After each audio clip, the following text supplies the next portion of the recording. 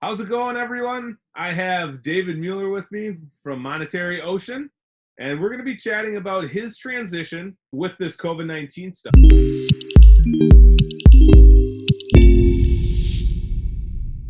The reason I brought David on is because I'm really interested to know how it went from what he was doing to what he's doing now, because this COVID-19 thing was just, hey, here's the deal, wake up, this is what we have to do. And for the people that made that change and the people that didn't make that change, there's a stark difference.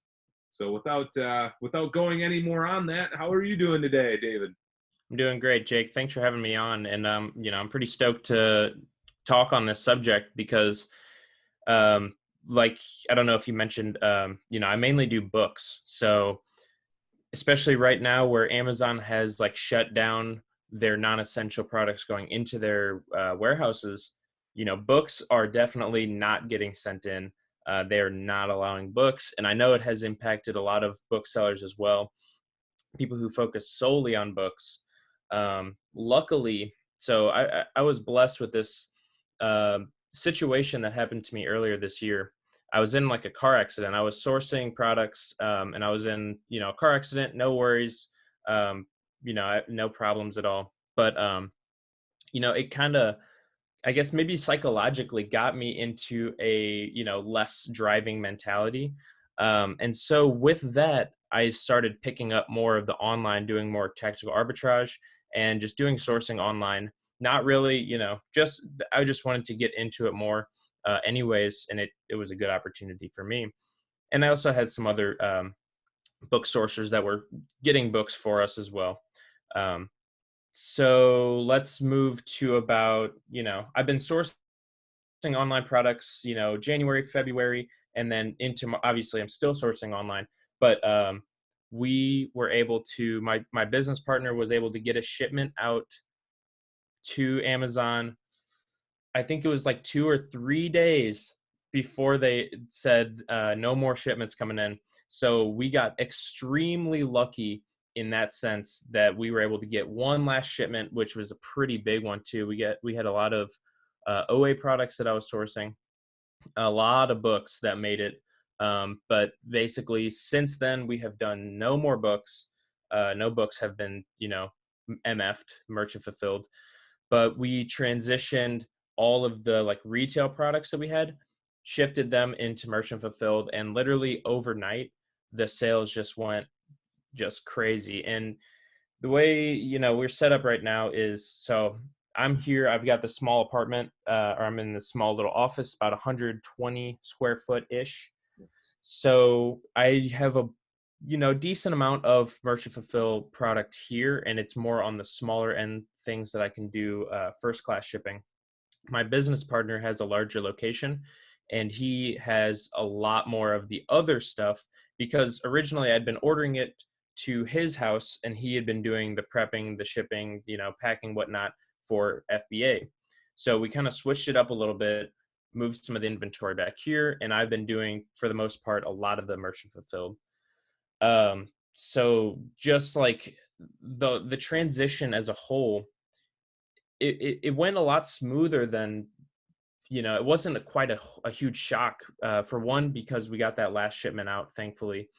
For two, I had already been, for the past 2 months, 2.5 months leading up to this issue, sourcing online, getting a feel for kind of, sites to look at, kind of being able to eyeball products and prices faster, and moving through lead lists or tactical arbitrage sourcing lists fast. And I feel like if I would have had to start doing all the tactical arbitrage leads lists, all that kind of stuff, when the pandemic started to hit and when Amazon started to shut down, I think sales would have been affected way more for the negative. So that's why, I'm one to say that everything happens for a reason.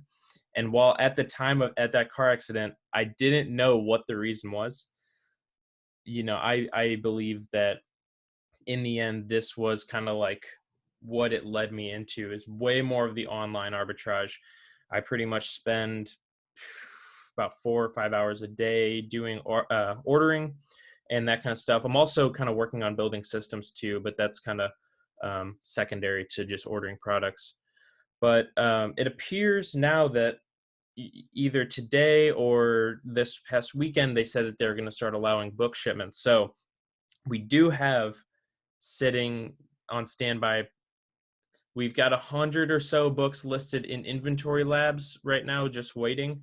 And then we've got another 100 or so that are sitting unprepped, not touched. So, we'll be able to smoothly transition back into the FBA here soon. But I think we might keep some of the merchant fulfilled as well. So we'll kind of see how it plays out. I don't put my full trust in Amazon at this moment, just because they're gonna, if they're opening the floodgates up, they're gonna get flooded with people, other sellers that have been holding off their books, their whatever, to ship into FBA. So I think they might get a little bit overwhelmed. So I might be hesitant to ship in my FBA stuff just for a little bit. We'll kind of gauge it and see, how it looks. Okay, so let's pick this apart then. That was a Okay. whole lot. Let's go ahead and pick this apart.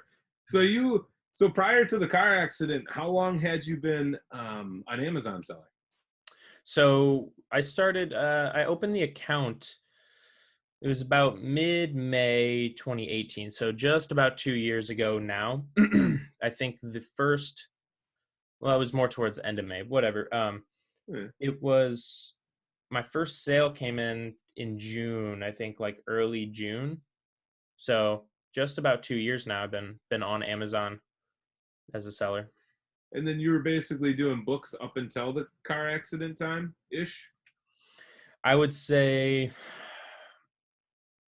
um, let's say up until Q4 of last year, I was probably about 90% books.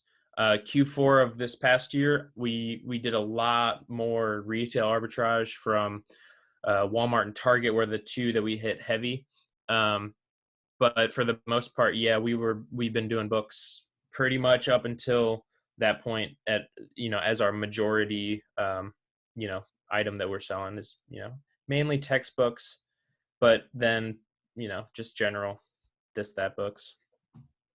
Okay. Yeah, I know book sales are really fun because you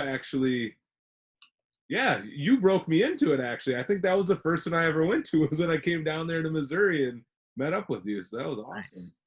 So yeah, I know how it can be. It's just fascinating. I mean, if anybody that's watching this has a chance, go to a book sale and just look at how chaotic and frantic and much of a frenzy it is. It's fun and people show up way before. Like I think I met you there at 5:30 It was about maybe 5, yeah, 5 or or 5, 5:30. and you were already like what 20 deep or something. We were not close to the front. Yeah, it was about 20 people ahead of us, give or take. 20 people ahead of you. Yeah, yeah. But it sounds like things really did fall into place because you saw the opportunity. You saw the opportunity during Q4, which yeah, if you can get out to any retail stores during Q4, there's always going to be a imbalance with the demand and the supply. So that's great. And then yeah, that the car accident kind of shifted you the rest of the way, but then you were already kind of doing online arbitrage orders and doing that kind of stuff. So that's good. So I guess and you mentioned this already actually, and you said that when the Amazon said, okay, no non-essential items, you already had that inventory lab shipment all set up and you sent it out the door. Did it have any hangups getting into stock or anything, or did it process and get right up there?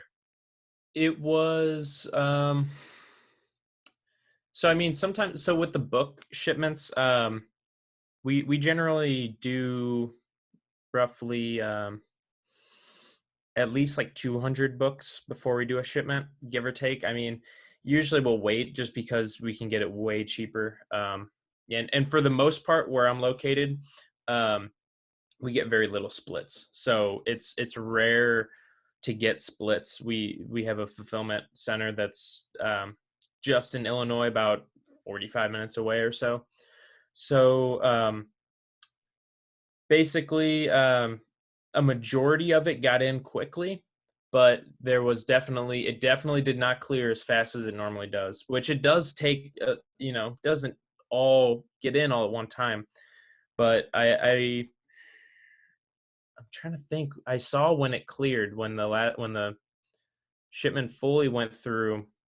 I think it was just like 3-4 weeks ago, maybe. I don't remember. This whole quarantine dealio has got time so messed up for me. But it I'm trying to remember. It was something. It was a little bit longer, but it wasn't crazy long, because they said that as long as you had a shipment that was inbound by X date, then it'll be good. And so, like, as usual, a majority of the inventory checked in pretty much same day that the boxes got there, whenever, when they started doing check-ins. So, I didn't see too much of a delay, at least. you know Time is weird to me now. I'm used to going outside of the house more than just to the post office. Sure, sure.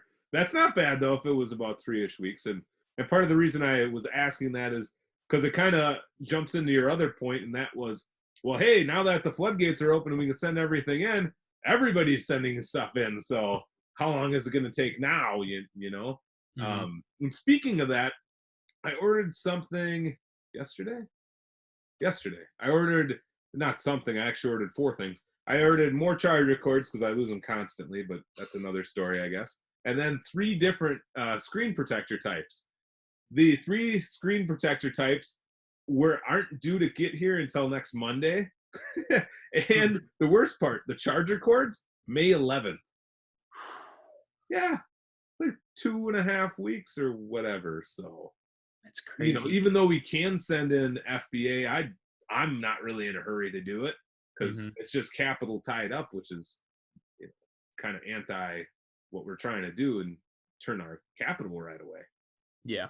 So getting into it, I guess a little bit more then, when it all went down or whatever, like what was your first reaction, or what did you say to your significant other? What was going through your head with your partner? With the COVID. Yes, yes, yes. When they said, "All right, no more FBA," like this is what's up. Hmm. So,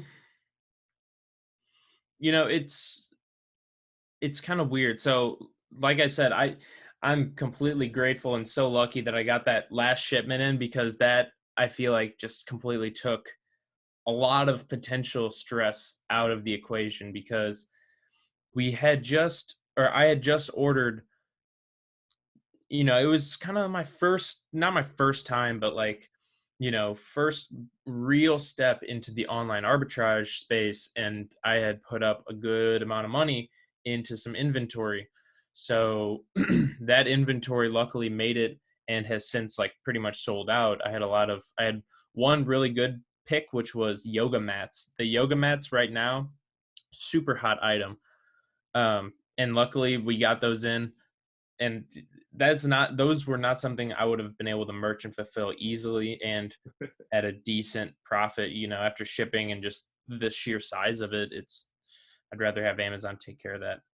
But, me and my partner, we talk, every now, like, pretty often, once a week, if not more. Um, and it's nothing really has changed that much, to be honest. Like, we've made this pivot into the merchant fulfill. We've, just, made changes along those lines. But, you know as for the fact that we can't source anymore right now is the only really big change. Besides that, we're still getting inventory. We're still able to sell the inventory, which is the most important thing. And it almost seems like just business as usual. Like, we didn't take a significant hit. Okay, so it was really smooth for you. It sounds like you were already shifting this way. Then it happened, and you're like, hey, I already got my shipment in 2 days ago or 3 days ago, whatever. So you just kind of just flowed right into it then. Yeah, it couldn't have worked out any better. And that, like I say, I'm so lucky just to be in that position where I was, to where there was no real hang up. Yeah, there was, we held inventory for a little bit just while we kind of figured out what was going on. but because Amazon had thrown out a date, it was like April 5th or something. And it was like, we'll reevaluate our FBA inventory acceptance stuff. And they didn't say anything on the 5th. And they said, well, it's going to be longer. So at that point, that's when we shifted pretty much all the rest of the inventory we've been holding to merchant fulfilled. And for the most part, a lot of it is liquidated. So Right. it's at this point, it's just business as usual. Sure, sure. I mean, because when it happened for us, it was like, oh no. And I just told the VAs right away. I'm like, hey, here's the hit list. Like, it's these 6 categories. What is it? 6 categories? Yeah, yeah, yeah. So, shit, Yes, I think so. stop.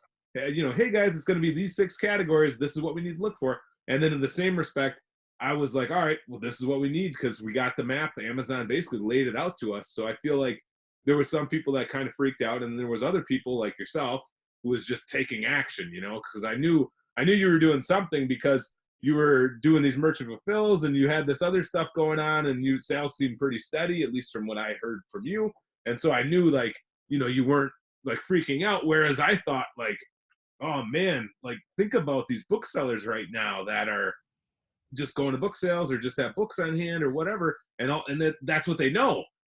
And then they hear, all right, we're only accepting these categories. Like, what do those people do? Because it may not just be a matter of like category thing. It might be a money thing because books are significantly less than buying food or whatever. I mean, anytime I went to the store, it was a minimum of $300. If not, it was around the $500 mark every time in the beginning of the COVID stuff, every time I went there. So you got to have some capital and things. That was definitely the biggest shock for sure was inventory spend. I've had to use a lot of discipline recently in my ordering. It was before where I could just, every single product that came across my plate that was good and met, whatever criteria for profit and, how fast it was selling, I would just buy it. I would, buy usually about 10 units, maybe more, until it got to the point where I'm looking at the credit cards. I'm like, oh, okay, maybe we need to slow down on this. Because with books, you can literally, at Goodwill, you're spending like $1, maybe 50 cents for books. At book sales, it's generally around the same pricing, but like the ROI on those is way higher. And, you could have a huge inventory of books, but have, maybe $400 or $500 tied up into it, which is not very much. But you could have then, a bunch of inventory that you bought OA that is thousands of dollars tied up, and it's kind of, making sure you got all your eggs squared away in the right baskets and making sure that, your business is compliant so you don't get shut down and get screwed over. Oh yeah, oh yeah, yeah. Because Amazon basically wasn't taking any of that stuff anymore. So what do people do? Like, I mean, booksellers, of course, big hit for me. Like I say, I was kind of already doing OA, but then like a private label seller, yikes! I can't even imagine that. Like, you just sell out of your inventory, and then it kind of, I guess I'll just wait. But so when this all went down and things are changing, or even right now, what did you notice with your sales? Like, how's business been? Up. Oh yeah, like Up. 50% up. Like, sounds kind of crazy. I wouldn't say 50% up, but definitely, I mean, so historically, at least for 2019, sales were kind of slow in February and March. But then again, at that time period, I was working another job, so I didn't have time as much as I do now to source products. So while sales kind of slump a little bit for the most part after, Q4 and after January. But this month, I mean, if you look at my I can pull up my sales chart, but it literally, the sales were, under 400, on the daily. The second that all the MF stuff, like at the beginning of April, completely doubled. I've been hitting, $1,000 days, almost not consistently, but I've had 4 or 5, close to $1,000, if not more than $1,000 days um, in the past like 2 weeks than I have. I think in the past I've only had like one other $1,000 day in the past like 2 years selling.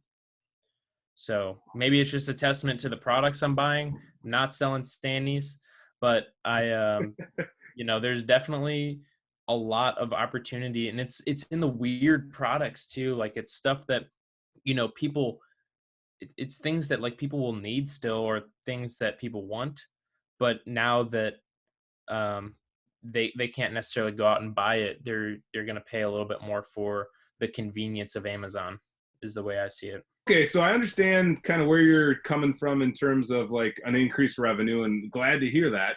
What's next from here? So definitely just continue to purchase inventory. I think we're going to do more of like the merchant fulfill approach, at least for the near future, 2, 3, 4 months. We'll probably transition more back into the FBA, but we're mainly just focused on, just moving inventory just as usual. And since it's MF, we can do it a little bit faster. So the turnaround of actually moving products is a little bit faster, which is nice when you're needing to rebuy inventory. So more FBA, of course, but also keeping the MF thing going. Mm-hmm. Awesome. Oh, that's great. I guess, what do you think's going to happen when like the stores open all back up? Are you going to rush out and start sourcing there, or because I have a couple thoughts that there's going to be these amazing sales and promotions, but at the same time, do I want to put myself in harm's way? I'm just curious what your kind of thoughts are on that. So it kind of just depends. The one thing I've noticed too, because I thrift a lot from thrift stores, so I'm kind of concerned about how the donations will be looking from like a Goodwill perspective.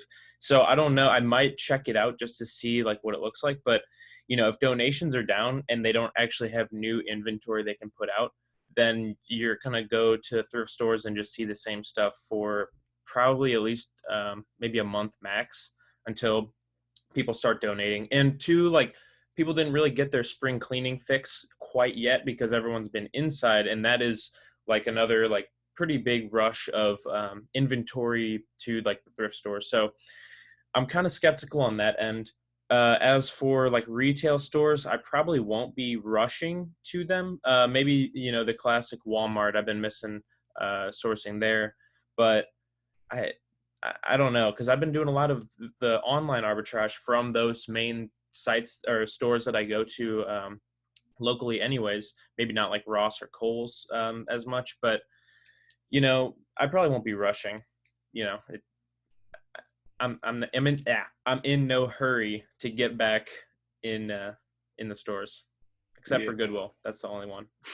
We're good. Sure. I mean, it's hard to predict kind of what's going to happen for sure, but I know, yeah, from what's happened with me, it's been kind of a relief not going to the stores all the time, because I'd go twice a week, 3 times a week, something like that, and it would be all day things, and now it's like, wow, I can do something else with this time.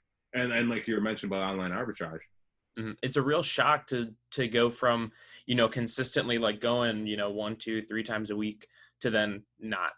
And it's just, it kind of it threw my schedule off, because I had like days that I had carved out for mainly going to the outlet, the Goodwill outlet, but that kind of changed, so it's weird to go to sourcing to just online stuff.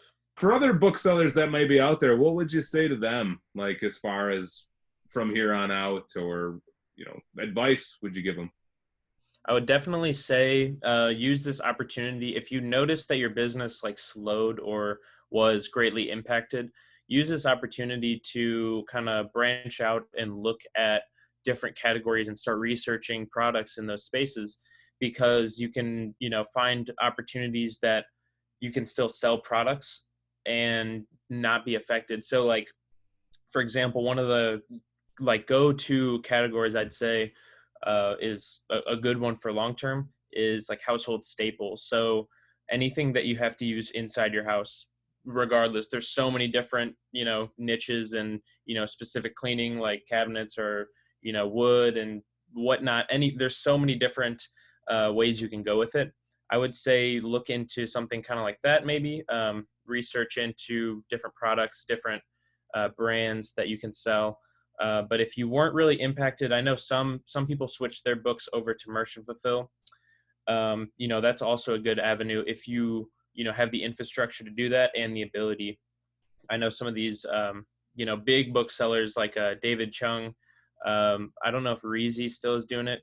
I don't know if he did too much merchant fulfill, but some of these other people that do merchant fulfill normally, they didn't see too much of a change. Probably even more orders.